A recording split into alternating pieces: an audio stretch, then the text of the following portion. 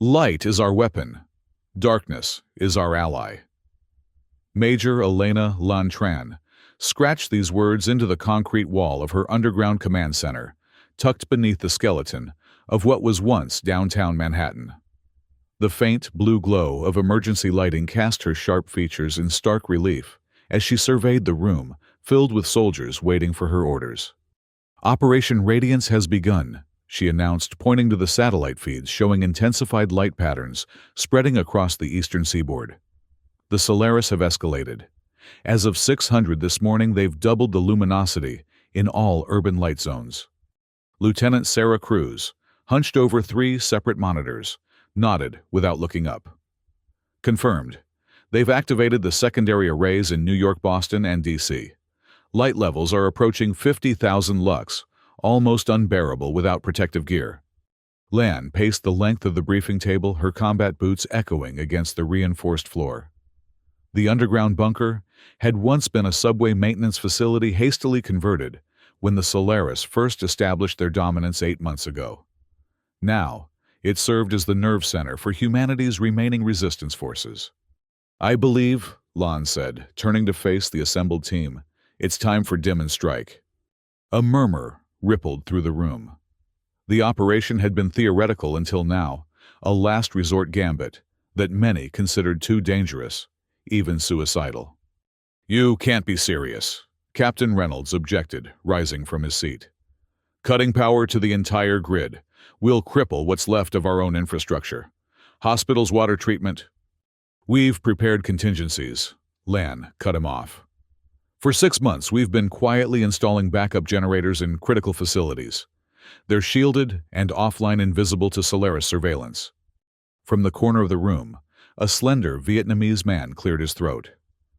Dr. Minh Pham, the architect behind the Resistance's most radical technologies, stepped forward.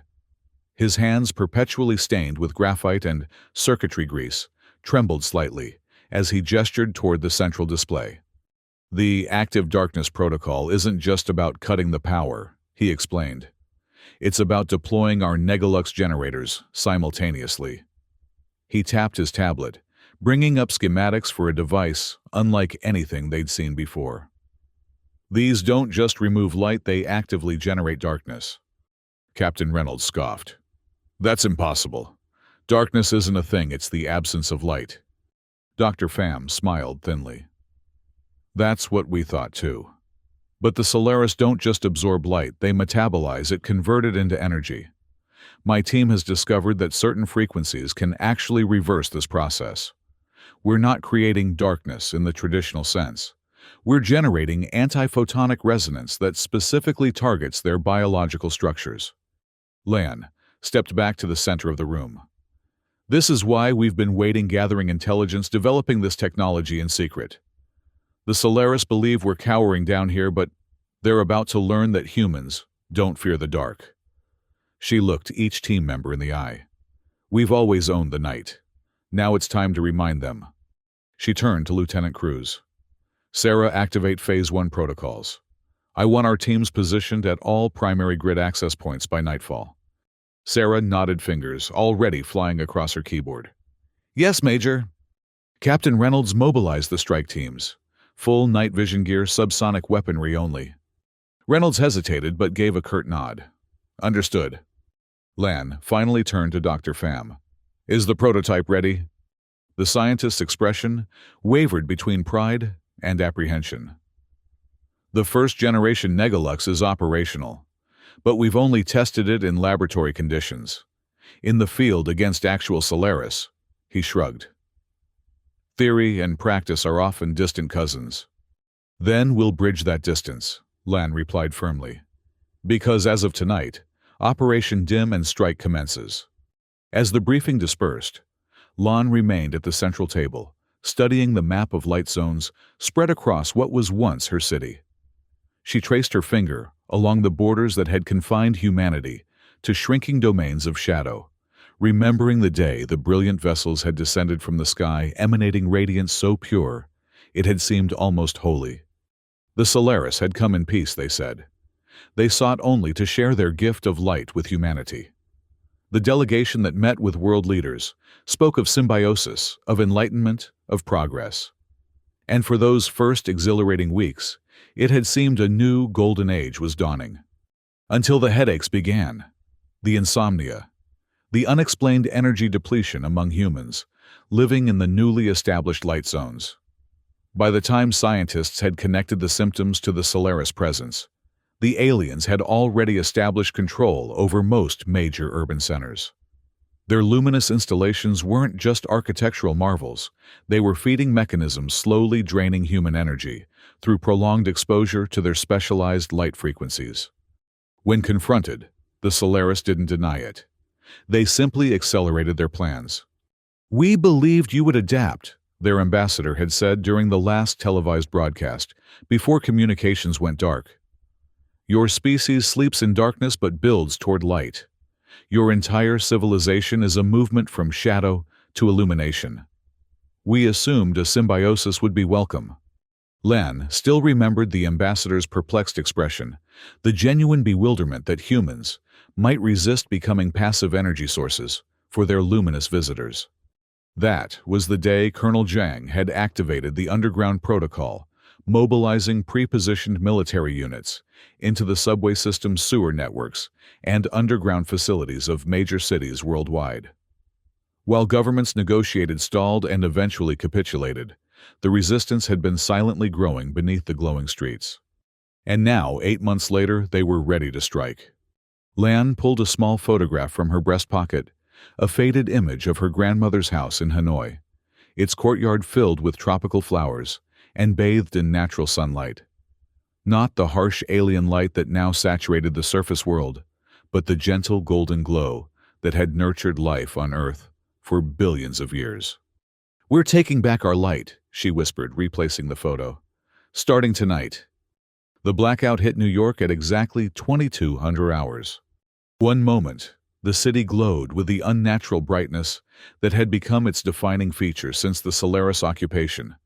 The next, darkness swept across the skyline like a tidal wave. The alien light installations that had crowned skyscrapers sputtered, dimmed, and died as the power grid collapsed beneath them. From her vantage point atop a low-rise building in Brooklyn, Lan watched through night vision goggles as Manhattan transformed from a blazing beacon to a carpet of darkness studded with pinpricks of emergency lighting. Through her earpiece, she could hear the coordinated reports flowing in from strike teams positioned around the city. Sector 1 grid down. Sector 3 confirmed blackout. Sector 7 Solaris installations powering down. Lieutenant Cruz's voice crackled through. "Major, we're seeing the same pattern across all 5 boroughs. The grid collapse is triggering a cascade failure in the Solaris network. They appear to have integrated too deeply with our infrastructure." "And the Negalux?" Lan asked, focusing her binoculars on the tallest remaining Solaris installation, the repurposed Empire State Building that served as their regional command center. "Dr. Pham reports all 5 prototype generators are online and functioning at 87% efficiency," Cruz responded. "Deploying to target coordinates now." Lan watched as unmarked helicopters, running silent with specialized rotor modifications, swept in low across the darkened city. Each carried one of Dr. Pham's experimental devices technology that had existed only in theoretical physics papers 3 months ago now, weaponized against an enemy that had never considered darkness itself might become a threat. The lead helicopter hovered briefly beside the Empire State Building, and Lan could just make out the silhouette of a team fast roping onto the observation deck. Within minutes, a different kind of darkness began to spread from the building's crown. Not the mere absence of light, but something more profound, a visible distortion that seemed to bend and swallow the faint emergency lights and distant stars around it. Negalux 1 successfully deployed, came the confirmation. Similar reports followed from the other 4 target locations, the Solaris Embassy at the United Nations, their research facility in Central Park, their distribution center at Hudson Yards, and their transport hub at Grand Central. At each site, the strange, consuming darkness began to expand, connecting into a web of anti-luminescence across Manhattan's skyline. I'm getting unusual readings, Cruz reported, voice tight with concern. The Negalux fields are growing more rapidly than predicted. Dr. Pham says the Solaris infrastructure is somehow amplifying the effect. Lan watched as the darkness, spreading from the Empire State Building, began to pulse, sending out waves that visibly distorted the air. Is it dangerous to our personnel? Negative, Cruz replied after a moment. The effect appears to be specifically targeting the Solaris biological signature, but it's consuming ambient light at a much higher rate than our models predicted. Through her goggles, Lan could see Solaris figures emerging onto terraces and rooftops, their normally luminous bodies dimming as they encountered the spreading field of artificial darkness. Some seemed to stagger, while others frantically activated personal light devices that flickered weakly against the encroaching void. They're vulnerable, Lan whispered, watching the alien figures thrash in apparent distress. All strike teams commence Phase 2. Apprehend Solaris leadership while they're disoriented. Priority targets are the Central Command and Research Division. As she gave the order, a piercing tone cut through her earpiece, followed by Dr. Pham's urgent voice. Major, we have a problem. The Negalux fields are interfering with each other, creating resonance patterns we didn't anticipate. The darkness effect is compounding exponentially. Lan looked up to see that what had been separate pools of darkness around each target site were now merging, spreading across the Manhattan skyline like spilled ink. The boundary between normal darkness and the artificial void generated by the Negalux devices was becoming a visible front, advancing block by block through the city. Can you stabilize it? She demanded. We're trying, but the interaction with Solaris technology is creating feedback loops we never saw in testing. I recommend immediate evacuation of all surface teams. Lan's jaw tightened as she weighed her options. The operation was working better than they'd anticipated, but risked spinning beyond their control. Through her binoculars, she could see Solaris figures collapsing on rooftops, their bodies dimming to near invisibility as the Negalux field passed over them. All teams fall back to extraction points Alpha through Echo, she ordered. Lieutenant Cruz, notify all underground shelters to initiate lockdown protocols. No one comes to the surface until we've assessed the full impact of the Negalux deployment. As strike teams began reporting their withdrawals, Lan remained at her observation post, watching the transformation unfold across the city.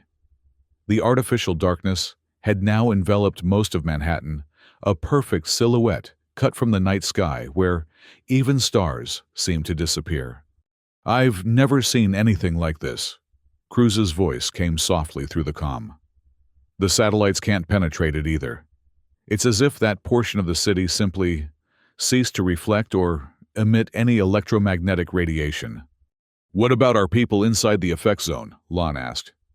Those with full protection gear report they're unaffected physiologically, but all communications and electronic equipment fail within seconds of entering the field. They're proceeding with extraction on foot, navigating by memory. Lan took one last look at the spreading darkness before turning toward her own extraction point. Dr. Pham, I need projections on how far this will spread and how long it will last. Based on current propagation rates, his voice hesitated. The effect could cover most of the metropolitan area within hours. As for duration, the Negalux devices were designed to operate for 12 hours before requiring recharge. But given the amplification effect we're seeing, the field could sustain itself much longer, possibly days. Lan paused mid-step. Could it spread beyond New York? The silence that followed was answer enough. Lieutenant Cruz, contact all resistance cells globally. Alert them to prepare for potential Negalux deployment in their regions, but hold until we assess the full effects here. She quickened her pace toward the stairwell. And get me a secure channel to London, Tokyo, and Mumbai commands. If this works, if the Solaris are truly vulnerable, we need to coordinate a synchronized global blackout. As Lan descended into the darkness of the stairwell, away from the spreading void above, she felt a strange mixture of triumph and trepidation. They had struck the first effective blow against the Solaris since the invasion began, but in doing so had unleashed a force they didn't fully understand. Darkness had been humanity's ally tonight. She could only hope it would remain so. The aftermath of Operation Dim and Strike surpassed even their most optimistic projections. For 72 hours, the artificial darkness generated by the Negalux devices engulfed Manhattan, rendering the Solaris virtually powerless. Strike teams operating with specialized gear had captured over 200 of the aliens, including 3 high-ranking commanders. More significantly, they'd secured terabytes of data from the Empire State Command Center, the first direct access to Solaris technology and intelligence since the occupation began. By the time the effect finally dissipated, the Resistance had established a new reality: humans could fight back, and darkness was their most potent weapon. In the underground command center, now humming with renewed energy and purpose, Lon stood before an expanded war council. Representatives from resistance cells across 4 continents had arrived in the past week, drawn by news of New York's successful operation. "The intelligence we've gathered confirms what we suspected," Lan announced, gesturing to the central display, where Dr. Pham was bringing up analysis of the captured Solaris data. "The aliens aren't merely photosynthetic. They require specific light frequencies to maintain cellular cohesion in Earth's atmosphere. The Negalux effect disrupts this process, essentially forcing them into a state of physiological shutdown." "Like hibernation?" asked Commander Wilson from the European contingent. "More severe," Dr. Pham explained. "Our prisoners haven't regained consciousness despite being returned to normal lighting conditions. They appear to be in some kind of stasis, with minimal metabolic activity." The Australian representative leaned forward. "Are they dying?"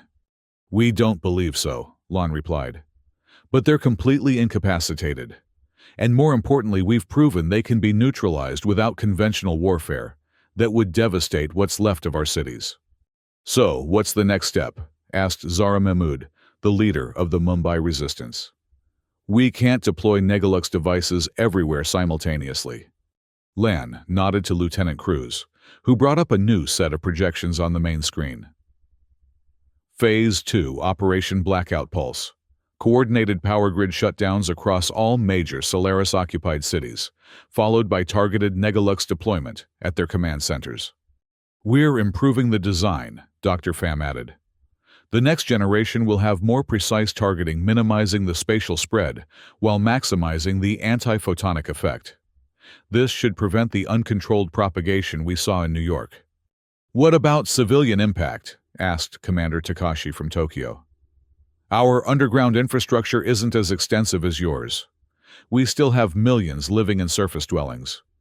That's why we're implementing rolling blackouts rather than a sustained attack," Lon explained. "Short pulses of darkness just long enough to disorient the Solaris, while allowing human infrastructure to recover between cycles."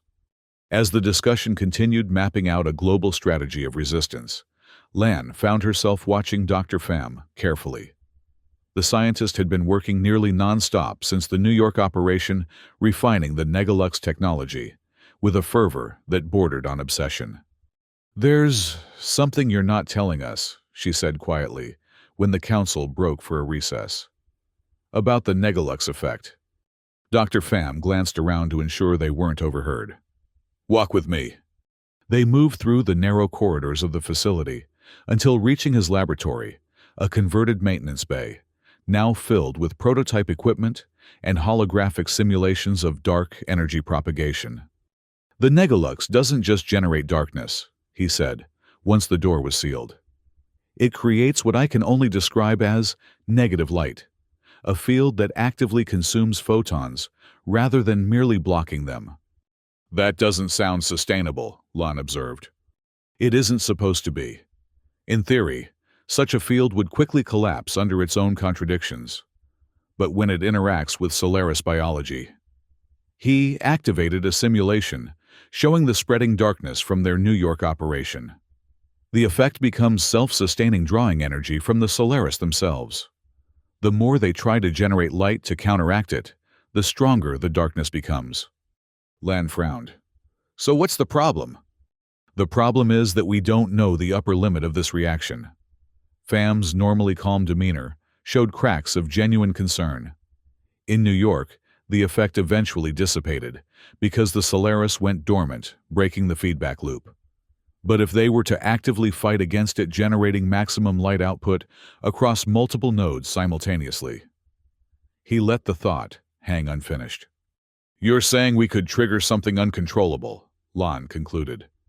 "I'm saying we're manipulating fundamental forces we barely understand using alien biology as a catalyst." He met her gaze directly. "The next generation of Negalux devices will be more stable with built-in limiters. But we need to be extremely cautious about how and where we deploy them." Lon absorbed this in silence, weighing the risk against their desperate situation. "Can you guarantee these limiters will work?" "In physics, there are no guarantees," Pham replied. "Only probabilities." Before Lan could respond, her comm unit buzzed with an emergency alert. Lieutenant Cruz's voice came through tense and hurried. "Major, we're detecting a massive energy surge from Solaris installations worldwide. They're activating something big." "I'm on my way." Lon gave Dr. Pham one last meaningful look. "Finish those limiters, quickly." When she reached the command center, the central display showed satellite imagery of intensifying light patterns across every Solaris-occupied city globally. The luminosity was increasing exponentially, turning urban centers into blazing beacons visible from orbit. "What are we looking at?" Lon demanded. "They're calling it Operation Radiance." Cruz explained, bringing up an intercepted transmission. "A synchronized power-up of all light-generating capability. They're pushing their systems to maximum output." The satellite feed zoomed in on London, where Solaris installations were generating light so intense that surrounding buildings were developing visible heat signatures. In Tokyo, the concentrated beams from Solaris towers had begun to carve glowing paths through the city's remaining darkened sectors.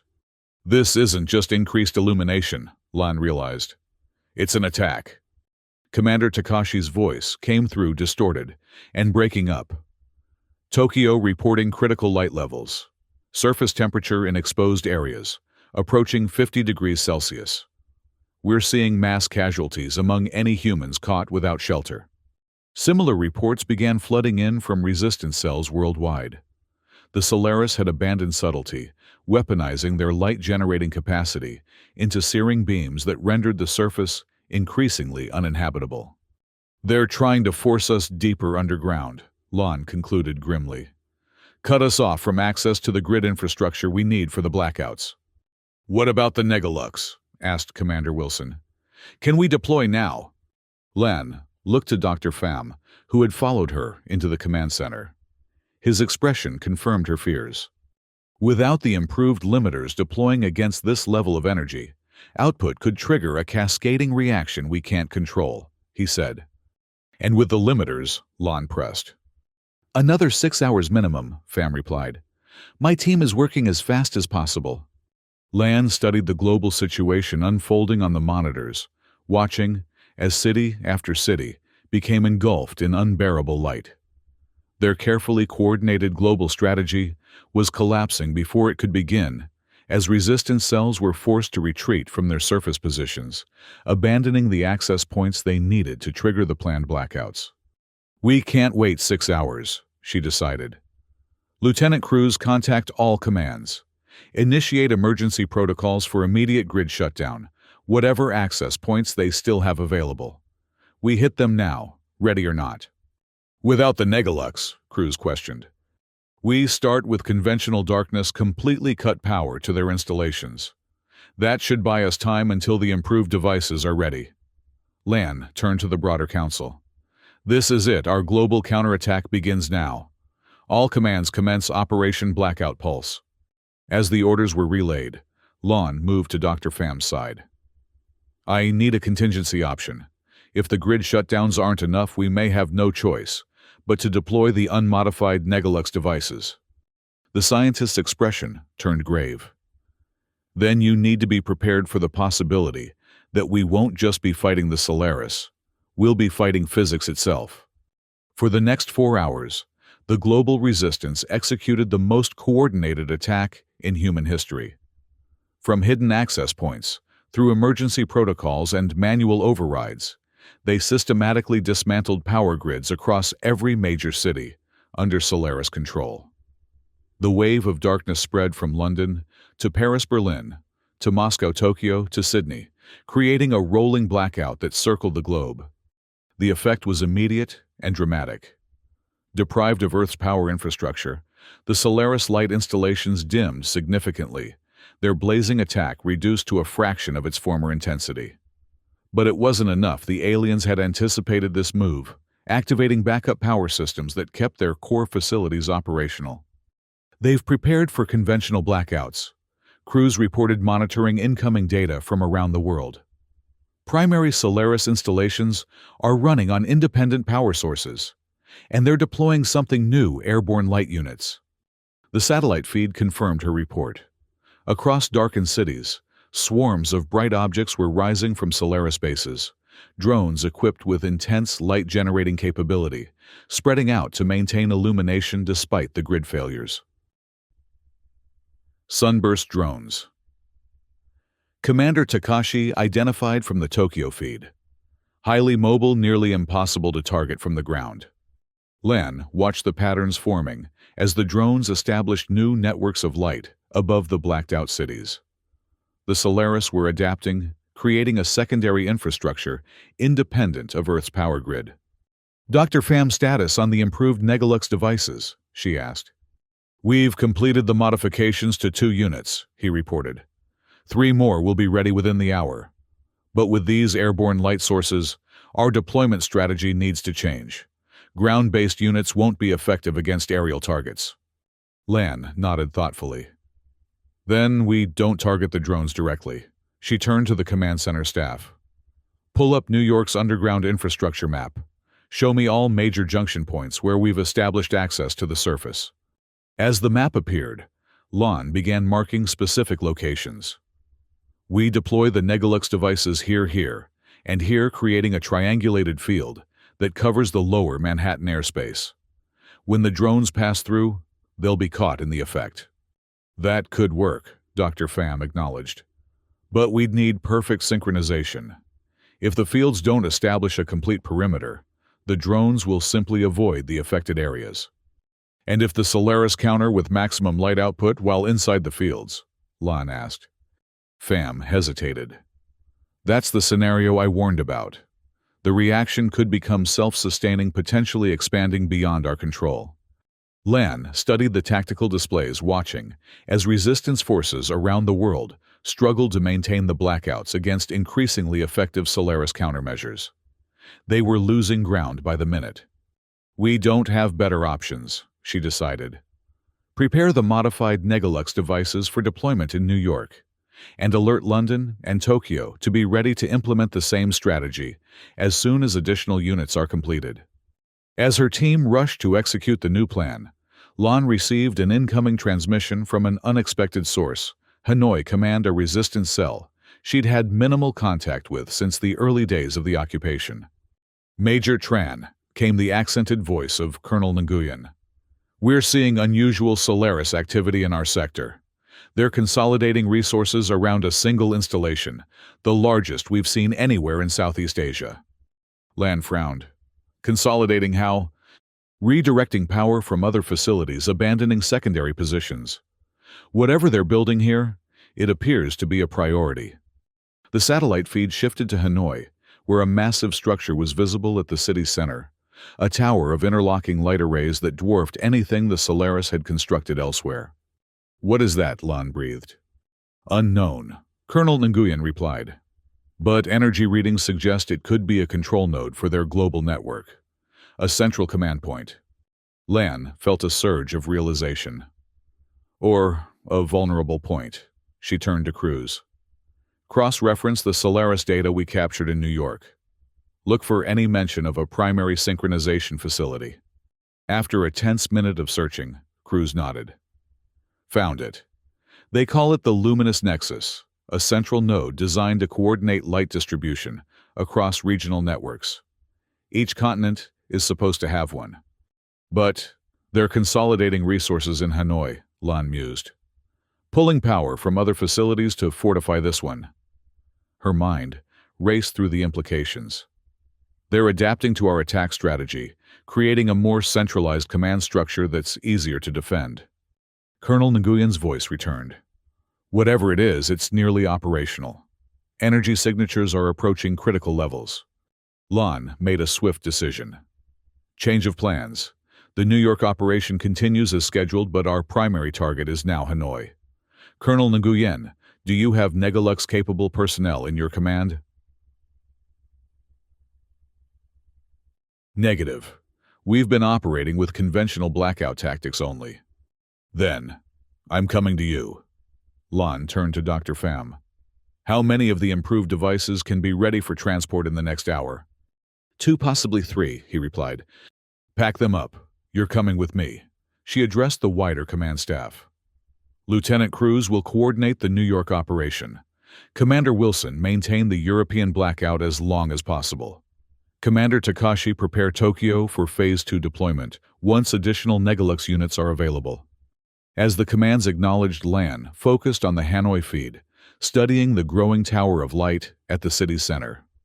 If their intelligence was correct, this could be the linchpin of the entire Solaris operation, a central node vulnerable to a precisely targeted attack. Colonel Nguyen will need a detailed tactical approach to the installation, she continued. And your best night operations team ready to move as soon as we arrive. Understood, Major. But be advised, surface temperatures around the installation have reached lethal levels. Standard protection gear won't be sufficient. Lan turned to Dr. Pham. Can we modify the personal protective equipment to withstand extreme light exposure? The scientist considered this. Possibly with elements from the Negalux shielding. But it would offer protection for minutes, not hours. Minutes might be enough, Lan replied. We get in, deploy the devices, and get out before the reaction begins. As preparations for the Hanoi mission accelerated, reports continued to flow in from resistance cells worldwide. The initial blackouts had successfully disrupted Solaris operations, but the aliens were recovering, adapting their strategies to counter the human offensive. In New York, the first Negalux deployment against the Sunburst drones had achieved partial success. About 40% of the aerial units had been disabled when caught in the triangulated field. But the Solaris had quickly recognized the threat, redirecting the remaining drones to avoid the affected airspace. It's a holding action at best, Lieutenant Cruz reported as Lan, and Dr. Pham prepared for departure. We're slowing them down, but not stopping them. Whatever you're planning in Hanoi needs to work. Lan checked her equipment one final time. Specialized combat gear communication devices, hardened against electromagnetic interference, and a compact case containing detailed maps of Hanoi's underground infrastructure. If we're right about the luminous nexus disabling, it could disrupt their entire command structure, she said. Not just in Southeast Asia, but globally. And if we're wrong, Cruz asked quietly. Lan met her gaze steadily. Then we've spent our best resources on a secondary target, while the Solaris regained control of the situation elsewhere. The gravity of the decision hung between them, Lan's choice to redirect their most advanced technology and key personnel to Hanoi, based on a theory that might prove incorrect. I trust your instincts, Cruz said finally. They've gotten us this far. Lan nodded appreciation, then shouldered her pack. Keep the blackouts running as long as possible. We'll contact you from Hanoi once we're in position. As she turned to leave, Dr. Pham approached with the reinforced case containing the modified Negalux devices. His expression remained troubled. There's something else you should know, he said quietly, about these improved units. Another complication. The limiters work by controlling the reaction rate between the Negalux field and light sources, he explained. But they're calibrated based on our understanding of standard Solaris technology. If this luminous nexus represents a significant advancement or concentration of their capabilities, the limiters might not be sufficient, Lan concluded. Correct. In which case, we'd face the same uncontrolled reaction scenario I warned about. He hesitated. There's an emergency shutdown protocol, a kill switch embedded in each device. but activating it would require direct physical access to the unit after deployment. Lon absorbed this information silently. So, if things go wrong, someone would need to reach the devices to shut them down manually. While potentially surrounded by an expanding field of artificial darkness, yes. Dr. Pham met her gaze. It would be challenging. Noted. Lon took the case from him. Let's hope it doesn't come to that. The VTOL transport lifted off from a concealed hangar beneath Central Park, its specialized engines designed for minimal heat signature and acoustic profile. As New York receded behind them, Lon watched through the viewport as patterns of light and darkness battled across the city's skyline, the visible manifestation of humanity's first effective resistance against their luminous invaders. 18 hours later, their transport descended through cloud cover over Vietnam, revealing the transformed skyline of Hanoi. Once a harmonious blend of ancient architecture and modern development, the city now stood divided between zones of unbearable brightness and the shrouded domains where humans still maintained control. And at its center, rising from what had once been the historic Old Quarter, loomed the massive luminous nexus, a twisting spire of interconnected light arrays that pulsed with energy, visible even through the transport's filtered viewports. It's bigger than the satellite imagery suggested, Dr. Pham murmured, staring at the structure with a mixture of scientific curiosity and dread.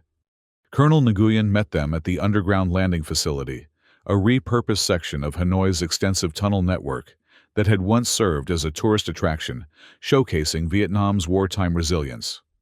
Now, it had returned to its original purpose, sheltering fighters against an occupying force. The situation has deteriorated since our last communication, Nguyen informed them, as they moved through the dimly lit corridors toward his command center. The Nexus reached full operational capacity 3 hours ago. Since then, we've lost access to nearly 40% of our surface infrastructure. What kind of defenses are we looking at? Lon asked. Heavy Solaris presence around the base of the structure. At least 3 rings of sentries plus automated light cannons targeting any approach vectors. The colonel brought up a tactical display showing the building and surrounding blocks. But there's one potential access point they seem to have overlooked. He indicated an adjacent structure, a half-completed skyscraper, whose construction had been abandoned when the Solaris arrived. This building shares underground utilities with the site where they've constructed the Nexus. Our engineers believe we could use the maintenance tunnels to approach from below, bypassing the perimeter defenses. Lon studied the proposed route. And once inside, that's where things get complicated. The central chamber housing the Nexus core is heavily shielded. The light levels inside would be instantly fatal to unprotected humans. Dr. Pham stepped forward. I've modified 3 sets of protective gear using components from our Negalux shielding. They should provide approximately 15 minutes of protection against intense light exposure. That's not much time, Colonel Nguyen observed. It will have to be enough, Lon replied. We get in place the devices at optimal positions around the core, activate them, and retreat before the Negalux field establishes. The colonel nodded thoughtfully. I can provide our best infiltration team to accompany you. Actually, Lan said, I need your people to execute a simultaneous operation, a conventional blackout, targeting the city's remaining power infrastructure. It won't disable the Nexus itself, which appears to have independent power, but it will distract their security forces and might briefly reduce the structure's output. Creating a window for your team to approach, Nguyen understood. We can do that. As details of the operation were finalized, Lon took Dr. Pham aside. I need you to brief me thoroughly on these modified devices. Every detail, every contingency. The scientists spread out technical diagrams on a side table. The principle remains the same. They generate a field of anti-photonic resonance that disrupts Solaris biology and technology. But these improved units have directionality control and built-in limiters to prevent uncontrolled propagation. He pointed to a specific component. This is the critical element, a resonance dampener that automatically adjusts to counteract feedback loops. And this, he indicated a small, red-capped switch, Recessed into the housing is the emergency shutdown, which requires manual activation, Lan noted. Unfortunately, yes. The dampeners should prevent any catastrophic reaction, but if you observe the field expanding beyond the projected radius, or if the darkness effect begins to pulse or display visible wave patterns, he met her gaze soberly. Those are signs of an imminent cascade. At that point, manual shutdown becomes necessary. Lan nodded understanding. Then let's make sure we position the devices where we can reach them if needed. 6 hours later, as Hanoi's natural dusk deepened into night, a distinction now merely theoretical in areas under Solaris control. Lan led a small team through the underground service tunnels beneath the abandoned construction site. Dr. Pham had remained at the Resistance Command Center, coordinating the technical aspects of the operation remotely. Besides Lan, the infiltration team consisted of just 2 others, Lieutenant Sarah Cruz, who had arrived on a separate transport after overseeing the New York operation, and Sergeant Marcus Wei, a demolition specialist from the Hanoi Resistance with intimate knowledge of the local infrastructure. All 3 wore the modified protective gear form-fitting suits with integrated cooling systems and specialized visors designed to filter the most harmful frequencies of Solaris light. According to Dr. Pham's calculations, they would provide 15 minutes of protection once inside the Nexus core, barely enough time to position the devices and retreat. Approaching junction point, Sergeant Wei whispered, consulting a handheld scanner that mapped the service tunnels. Solaris modified most of the original infrastructure, but they maintained basic utility connections. The access hatch to their facility should be 20 meters ahead. As they advanced through the narrow passageway, the ambient temperature began to rise noticeably. Even several levels below the surface, the heat radiating from the Nexus was palpable. Temperatures already pushing the limits of our cooling systems, Cruz observed, checking the readouts on her suit. Inside's going to be worse. Then we move quickly, Lan replied. Remember, the deployment sequence. Cruz takes the north position, Wei the south. I'll take the central platform. Sync your timers before activation. The devices must initiate simultaneously for maximum effect. They reached the access hatch, a reinforced panel that had once connected to the neighboring building's utility systems, but had been modified with Solaris technology. Wei studied it briefly, then attached a small device to its control panel. Standard Solaris encryption. This should bypass it. After a tense moment, the hatch slid open with a hydraulic hiss, revealing a vertical shaft bathed in pale blue light. The team activated their protective visors as they prepared to ascend. Colonel Nguyen's team initiates the citywide blackout in 3 minutes, Lan reminded them. That's our window. When the lights flicker, we move. The 3 positioned themselves at the base of the shaft, each checking their equipment one final time. Lan felt the weight of the Negalux device secured to her back, compact but remarkably heavy, containing technology that represented humanity's best hope against the luminous invaders. Through her earpiece came Colonel Nguyen's countdown, blackout commencing in 5, 4, 3, 2, 1. The faint blue illumination in the shaft wavered, dimmed, then stabilized at a lower intensity, evidence of the citywide power disruption, affecting even the Nexus's subsidiary systems. Now, Lan ordered, and the team began their ascent. The shaft led upward through several levels of Solaris infrastructure areas, clearly repurposed from human construction, but modified with the aliens' distinctive technology. They encountered no sentries, as most security was concentrated at surface access points based on the Solaris assumption that no human could withstand the light levels within the facility. As they climbed higher, the temperature continued to rise, and the light intensified despite the ongoing blackout. Their visors automatically adjusted darkening to compensate, but Lan could feel the heat beginning to penetrate her protective gear. 8 minutes of shielding left, Cruz noted, as they reached a final access point, a circular portal leading into what their intelligence identified as the Nexus core. Remember, Lan said, once inside we have only seconds to reach our deployment positions before the light becomes overwhelming. Don't stop, don't hesitate. With a nod from each team member, Lan activated the portal mechanism. It dilated open, and a flood of blinding light poured through so intense that their visors immediately darkened to maximum opacity.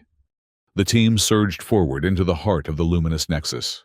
Even through heavily filtered visors, the core chamber was a space of incomprehensible brilliance. At its center floated what appeared to be a sphere of pure light, suspended within a complex framework of crystalline structures that channeled and amplified its radiance. The heat was overwhelming, immediately pushing their protective gear toward its limits. "Move," Lan ordered, already sprinting toward the central platform that offered optimal placement for her Negalux device.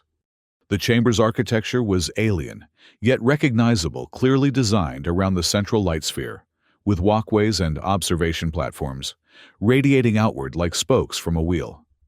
Cruz and Wei dashed toward their assigned positions at opposite sides of the chamber, each carrying one of the remaining devices. As Lan reached the central platform, she glimpsed movement through her darkened visor. Solaris figures emerging from recessed areas around the chamber alerted to the intrusion.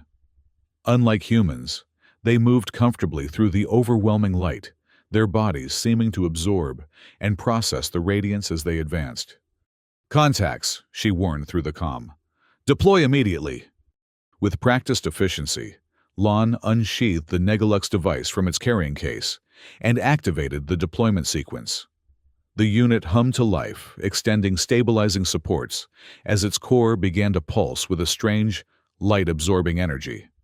Across the chamber, Cruz and Wei were similarly positioning their devices, but the Solaris were closing in rapidly. One reached for Cruz just as she completed her deployment, its luminous appendage grazing her protective suit. She cried out as the material sizzled from contact, compromising the shielding. "Cruz is hit," Wei reported. "My position is secured, device armed and ready." "Same here," Lan confirmed, finishing the activation sequence on her unit. "Synchronizing timers. Initiate in 10 seconds. The countdown began as they retreated from their positions, moving toward the access shaft through which they'd entered. The Solaris pursued, but seemed reluctant to approach the Negalux devices directly, as if sensing the threat they posed. 5, 4, 3. Lan counted down as they reached the portal. 2, 1, initiate. All three devices activated simultaneously, and the effect was immediate and dramatic. From each unit spread a field of consuming darkness, not mere shadow, but an active negation of light that began to devour the brilliance around it. The fields expanded rapidly, connecting into a triangulated pattern that encircled the central light sphere. Where the darkness touched Solaris figures, they faltered, their luminous bodies dimming, as if being drained. The effect spread faster than anticipated, the artificial void expanding outward in pulsating waves. "The reaction rate is accelerating," Cruz observed, studying readings on a handheld monitor as they retreated down the access shaft. "Field propagation, exceeding projections by 30%. Lan felt a surge of concern, remembering Dr. Pham's warning. "Is it stabilizing within the projected radius?" Cruz shook her head. "Negative. The field continues to expand and—" She paused, studying the readings with growing alarm. "It's showing pulse patterns consistent with a feedback loop."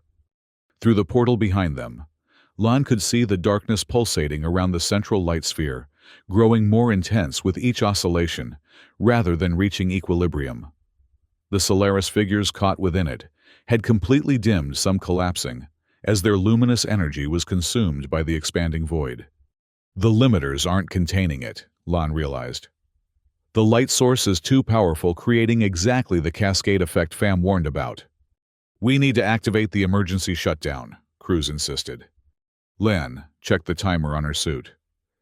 "We have less than 5 minutes of protection remaining. The devices are already surrounded by the field." "I can reach mine," Wei volunteered. "It's positioned nearest to the exit." "No," Lan decided. "We fall back to secondary containment protocols. If the field breaches the Nexus structure, Colonel Nguyen's team will implement a physical containment strategy, collapsing the surrounding buildings to create a barrier around the affected zone." As they descended through the shaft, the darkness above continued to intensify, visible even from levels below, as it consumed all ambient light. Their comm units crackled with interference as Dr. Pham's voice came through broken and distorted. Detecting unusual energy signatures, field expanding beyond, must initiate emergency. The communication cut off abruptly as the team reached the bottom of the shaft and emerged into the service tunnel, now illuminated only by their suit lights. The blackout had plunged the underground infrastructure into complete darkness, but above them, something more profound was spreading. Nguyen's team reports the Nexus exterior is being consumed by some kind of visible distortion. Crews relayed, picking up a different comm channel. The Solaris are evacuating adjacent structures. How far has it spread? Lan demanded. 3 city blocks and expanding. Satellite imagery shows it as a perfect absence of light, a hole in the city visible from orbit. Lan made a swift decision. We need to reach the surface. I need to see this firsthand. They navigated through the darkened tunnels, following Wei's lead, until reaching an access point that opened into a side street several blocks from the Nexus. As they emerged, Lan was struck by an extraordinary sight, the Hanoi skyline divided between normal darkness and something else entirely, a perfect void that seemed to consume not just light, but the very space it occupied, spreading outward from the Nexus site in pulsating waves. My God, Cruz breathed. It's beautiful in a terrifying way. Unlike the controlled effect they'd witnessed in New York, this manifestation of the Negalux technology was something altogether different, a cascading reaction that continued to build upon itself, feeding on the immense energy of the luminous Nexus to grow ever more powerful. Colonel Nguyen Lan activated her comm. What's your assessment? The colonel's voice came through clearly, now that they'd reached the surface.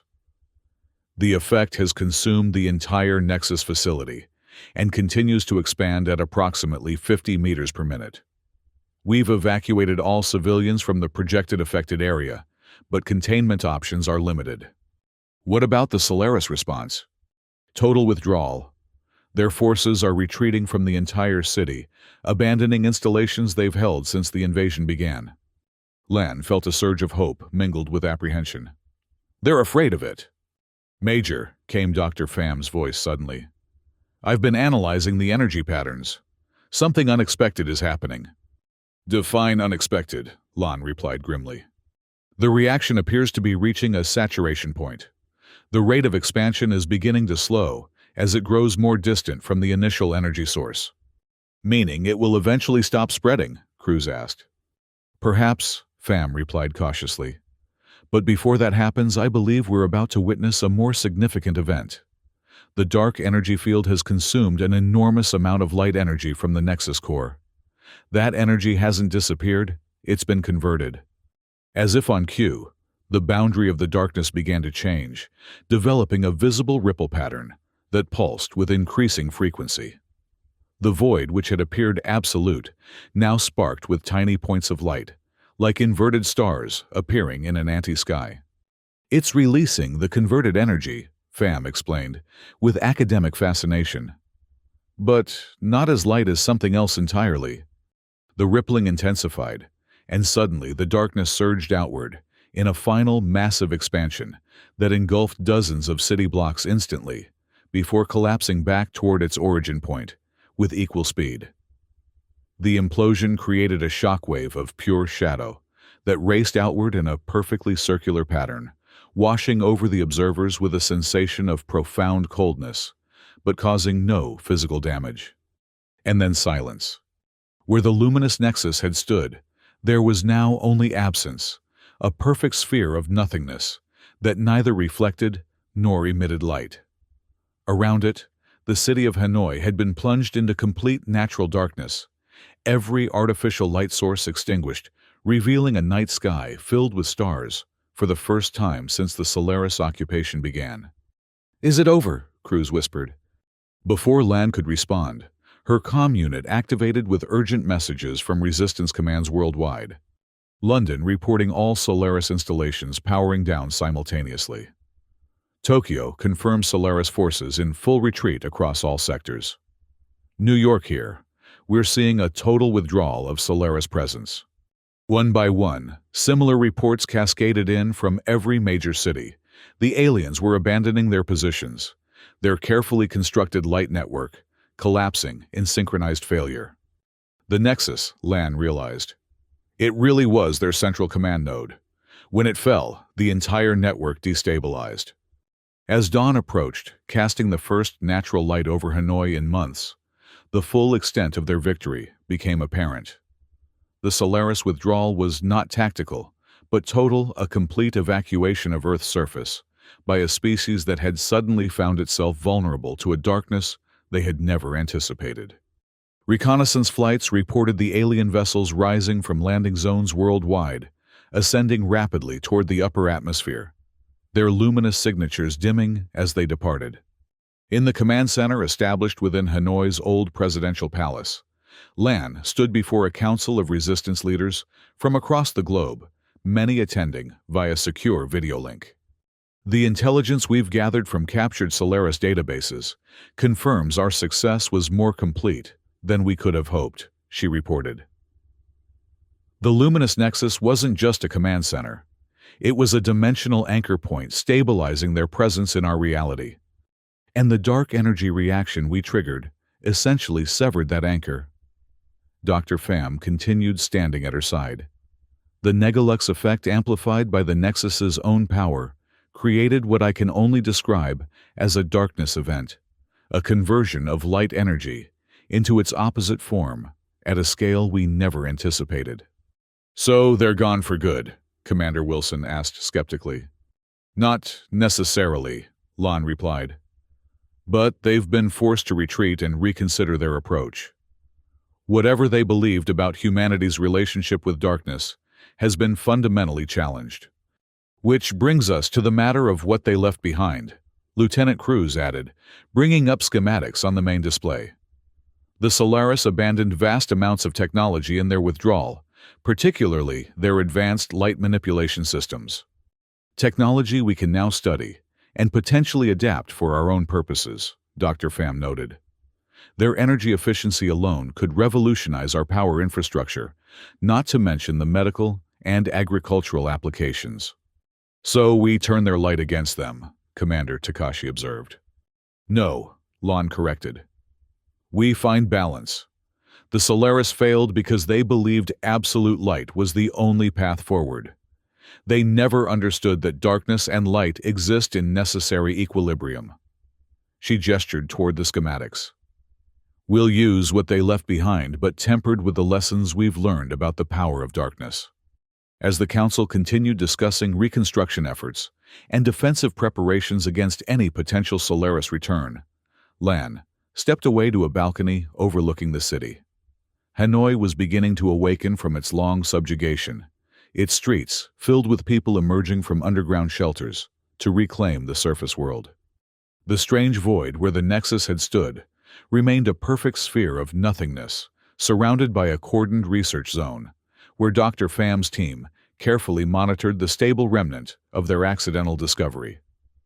Already, theories were developing about practical applications for this negative space technology, from energy storage to quantum computing. Sarah Cruz joined her at the railing. "Quite a view," she remarked. "First real daylight I've seen in months without Solaris enhancements making it unbearable."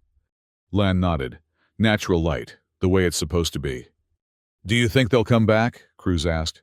"The Solaris." "Eventually, perhaps, but not as conquerors, as negotiators." Lan turned to face the brightening horizon. "They learned we're not afraid of the dark. Maybe next time they'll understand we're not afraid of the light either. We just demand the right to experience both on our own terms." As the sun climbed higher, Lan spotted a crew of artists working on a partially damaged building across the square. They were creating a massive mural visible throughout the district, a stylized image of light and shadow in perfect balance with a phrase stenciled across its center in multiple languages. "We own the night, we command the day." Lan smiled at the sentiment. Humanity had reclaimed both. As dusk approached that evening, Lan stood atop the presidential palace, watching as cities around the world tested their reclaimed power grids for the first time since liberation. One by one, lights blinked on across Hanoi, not the harsh alien luminescence of the Solaris occupation, but the warm, varied glow of human civilization reawakening. Yet between these pools of gentle light darkness remained natural comforting darkness that allowed the stars to shine overhead. A darkness that humans had learned was not an enemy to be conquered, but an ally to be embraced. "We found strength in what they thought was our weakness," Lan murmured to herself, watching the balanced pattern of light and shadow spread across the awakening city. And in doing so discovered a power neither of us fully understood. Somewhere above, the Solaris vessels continued their retreat into the depths of space. Lan wondered what lessons they carried with them, and what new understanding might one day bring them back to a world that had learned to master both light and darkness. Until then, humanity would rebuild in the balance between both stronger, for having discovered that sometimes salvation comes not from turning on the lights, but from having the courage to turn them off.